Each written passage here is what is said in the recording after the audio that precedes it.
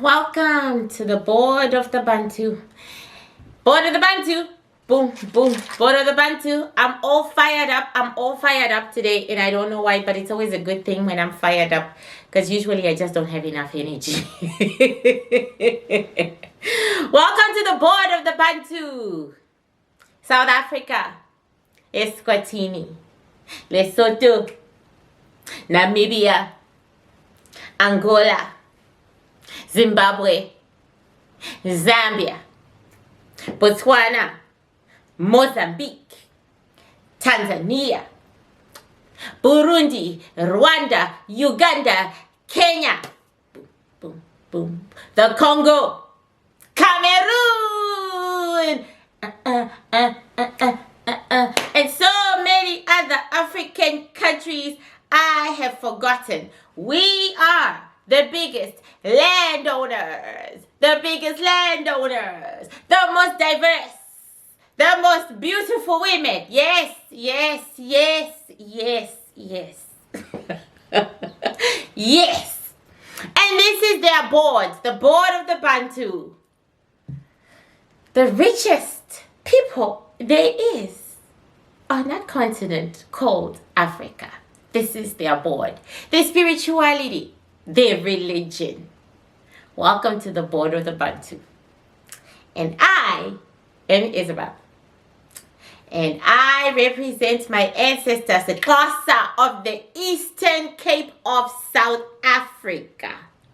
They run this board on behalf of their brethren. So, announcements first.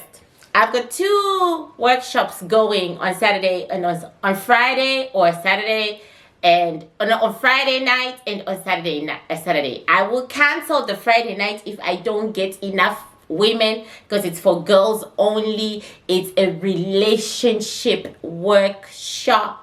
Okay, which my grandmothers are going to try and guide you through a relationship. Okay, it took them years to teach me about relationships, but it was too late for me. I'm really a dad, but nothing is ever too late. Okay, I am hoping to be very married by 60. Okay, I got it all figured out. 60, 61, 62, because it's never too late as long as you are breathing and talking and walking. So my female ancestors, they really got tired of some of the clients that we get who bring relationship problems, which are so simple and should be dealt with in the physical rather than the metaphysical. So, spur of the moment, they said, we're going to do a workshop and we're going to teach these girls how this shit is done. Now, do not laugh at my ancestors, okay? Do not even sniff at them because them women, they knew how to do their business, okay?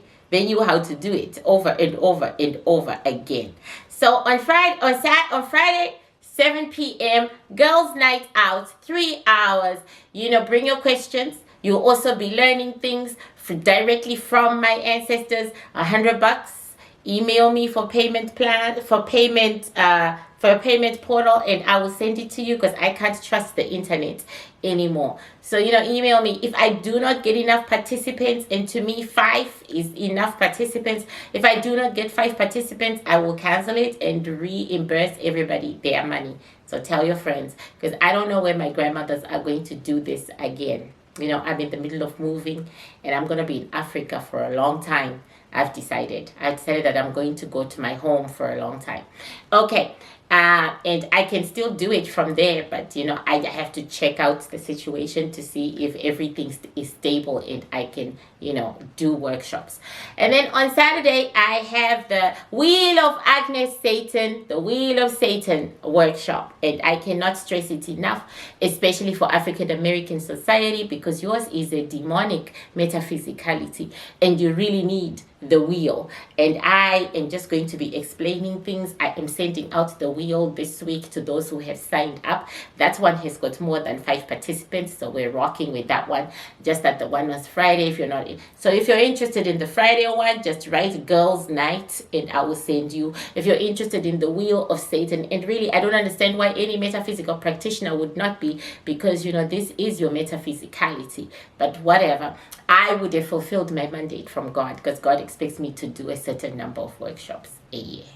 Okay, you're gonna have to record things yourself, so try to use a laptop instead of a phone, because I no longer record, because I get hacked on a regular basis, and yeah, it's not pretty, and I can't find some of the things because the hackers delete them.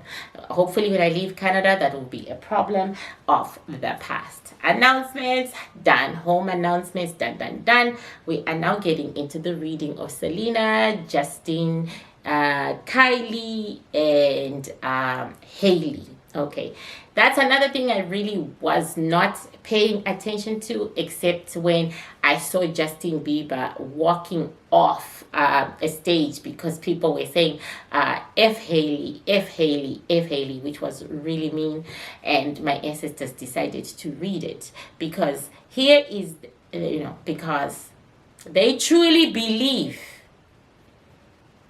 these are fans who are doing this, and that this story has no basis in truth, in the real. That the fans are the ones who are doing this, and they are affecting a sick man, Justin. Literally, Selena Gomez's fans are killing Justin Bieber. Literally. Somebody opened the gates of hell, and the murderers are here to finish off someone who is really, really ill. That's what my ancestors say. That's their theory. Whether the veil agrees with them, whether all the great energies of the world agree with them, whether God agrees with their theory is another matter. But we're here to find out, right? Alrighty, let's flow.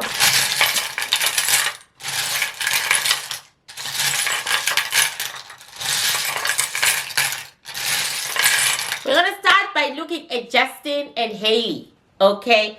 We say Justin is not well, okay? And we say Hailey is his caretaker. That's what we say, okay? That's what we say, right? So we're going to see Justin,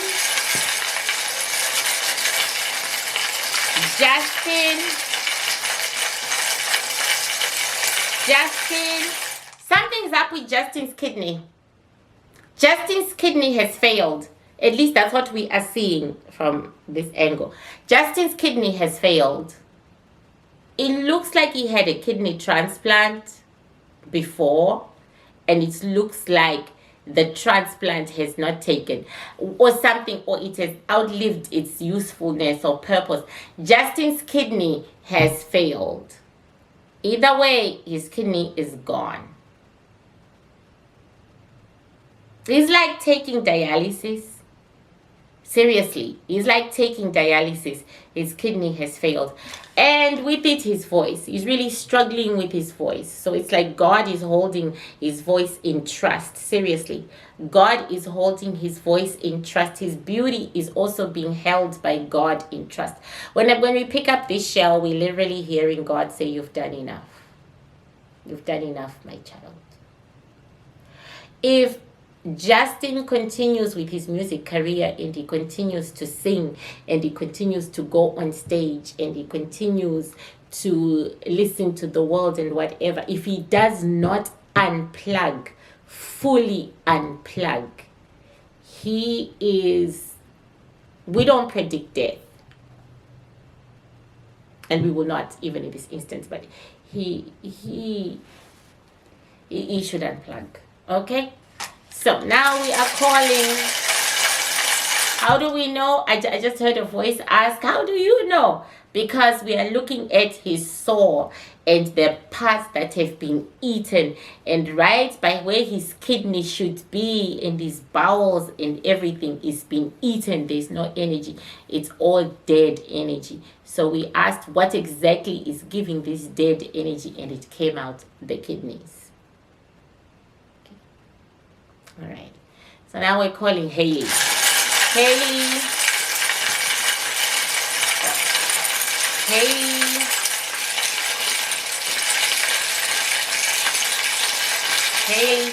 Like my ancestors said, she is the caregiver. She is Justin's caretaker. because she actually walked into the plate and he stood up like about to reach out to her, and then she grabbed him and then she walked him back to his chair. This woman is amazing. This woman is a very loving, very compassionate, very kind, and again, amazing. The things she deals with behind the scenes that people don't know about. So we'd like to know.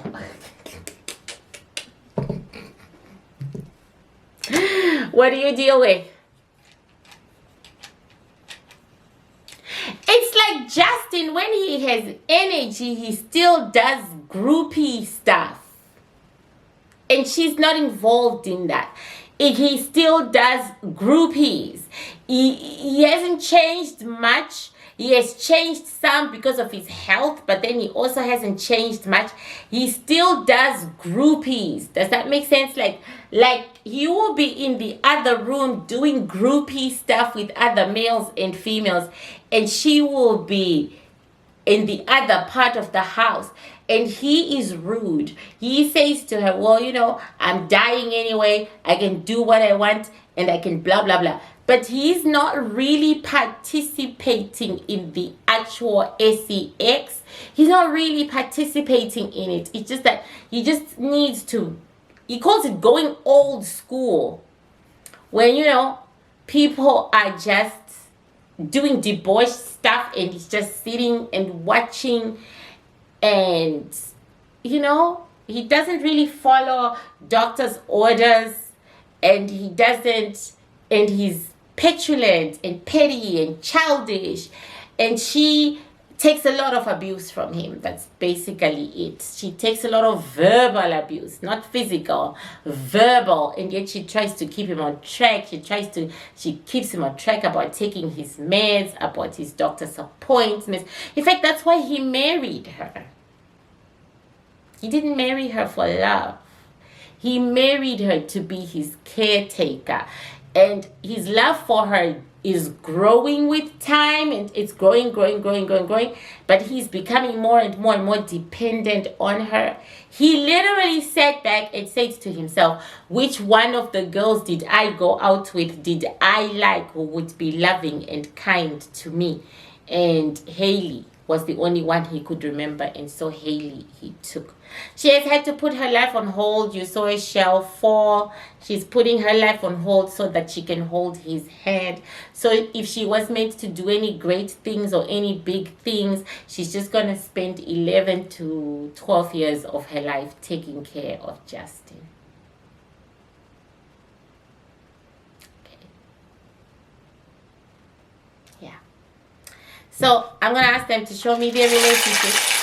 Show me your relationship, Hailey and Justin. Show me your relationship. Show me your relationship. Show me your relationship. I was about to say this relationship is tight where this shell fell out. Usually when a shell falls out while I'm shaking on a relationship, it means that the relationship is done. It's finished. Let's see what's going to come up.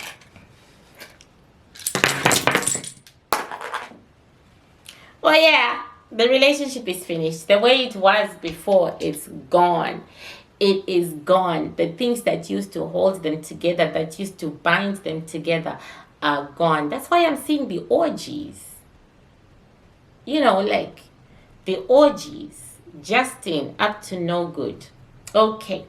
But it's not going to crumble and die as it's gone. Oh, no, a baby. The loss of a baby. Yeah, this isn't the loss of a relationship. It's the loss of a baby. And this is that which fell. Relationship. Okay, so the first one that fell out of the plate is definitely relationship. This one that fell out on this side is the loss of a baby. Yeah, she's gonna miscarry. But the relationship itself, guys, it's got too much going, too much investment. Hailey is literally Justin's power of attorney. That's why they are married. She makes all his business decisions at the moment, and she takes all his decisions, medical decisions and business decisions. She's like his mommy.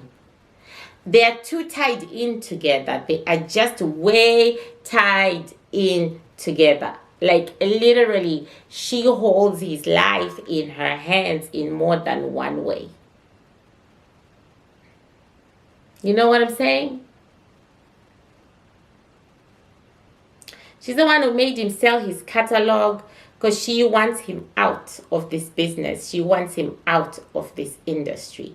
She wants him to rest. She wants him to understand that he's fragile and that he's worked hard enough. And he really has. I'm hearing him say, I was working since I was a kid. Yeah. Justin Bieber is really ill. He's even worse. And I'm not standing here going to talk about him any longer because he's really ill, you guys. He's even worse than the last time we read him. And my ancestors are cutting it off because he's just, yeah. He's dying. He's literally dying. Of course, we're all dying. So, yeah. My ancestors are cutting it off. They're taking Justin out. Okay, so we're gonna see if we can get Selena, because that's another one. We're gonna see if we can get Selena Gomez into the plate, and then after that we will check out the story.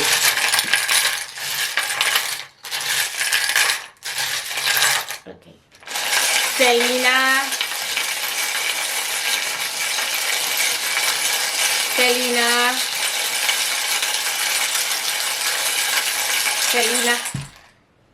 She is stronger than the last time we met. She seems to have had another kidney transplant. She seems to have had a different kidney. A different kidney has been put in her system. She is stronger. She is stronger. There is a delay that's coming her way. A baby. She's trying to have a baby. That's interesting. That's crazy. Okay. She is stronger.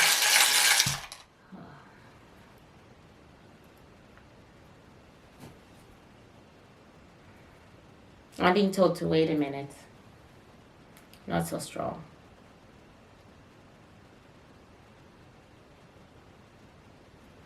I'm told to start again. Okay. Selena.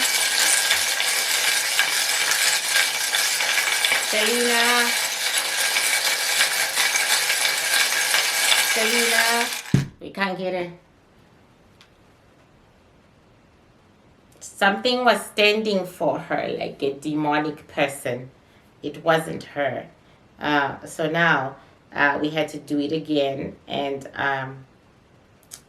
yeah, she's surrounded by Selena Gomez. Okay. We're going to call her via her picture, to be honest with you people. I said Gomez, you.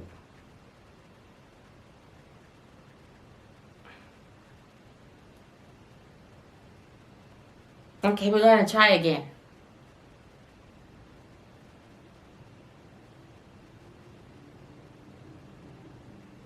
She feels old and tired.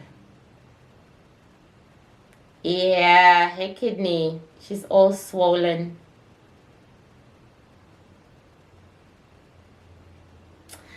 Oh, we're all sick.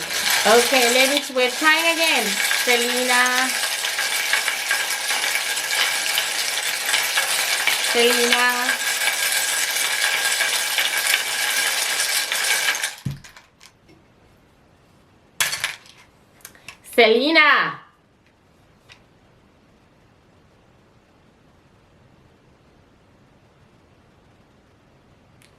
Selena. You know what it is? Her energies are all scattered. Like they are not coagulating into one form. Her energies they are gone. Like she's gone. Like the hell. Like she's gone. Like, so we're now just trying to get like a whisper of her. There was something that was pretending to be her and standing for her. We got rid of that. So now we're just going to Selena. Okay, can someone please come and represent Selena? Can someone please come and represent Selena? Calling on Selena's ancestors. Calling on Selena's ancestors. Calling on Selena's ancestors.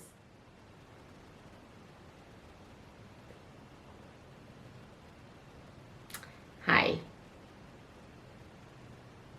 Hi. Okay, we did get one. We got a very old lady. And time is done. I expected to be doing a simple reading over here. I'm using all my capabilities. That's crazy. That's crazy. I'm using all my capabilities. That's crazy. Okay, so you know what? Yeah. I've only got 4 more minutes, so I have to round it up. I will talk to Selena's ancestor. It's a woman. She must have transcended at around 65. She's very short. She came into the plate. She is all light. So we've been sent an extremely light ancestor, and we're going to take it up to Patreon and finish it up over there. And we are also, after we've checked out these 3 people, we're going to chase the noise that is trying to finally end Justin Bieber's life. And we keep being told that the noise are Selena's fans. Selena Gomez's fans are Justin Bieber's murderers in the metaphysical. That's what we're hearing. So in the end, we're going to ask those fans who came from hell what the heck they are doing and why they are doing it. That we're going to see if it is God's plan. Because of late, I've become very spiritual and I'm all about God. Okay, I'm always spiritual and I'm always all about God. So hey. But anyway, for now, we're going to play Selena's, because I've got to change this film anyway. And so I would like to thank you all for watching this. And last week I woke up and I went on YouTube and I was watching videos of Zimbabwe. And I haven't lived in Zimbabwe since my 20s, and I am now 52. And so I don't really know that country anymore. But I was watching videos of Zimbabwe, and I would go on TikTok and I would watch TikToks on Zimbabwe. Then I started crying. I started crying like a baby because you know why? I missed home and I wanted to go home. And isn't it odd that you spend most of your life outside a country, and then when you're in your worst place, when you are tired and you are broken and you can't take a step further, you think about that place that you haven't called home physically, and you want to go there. There's no one there that you know really anymore. No one there that is going to welcome you with open arms, except the earth itself, except the earth, except the rhythm of it.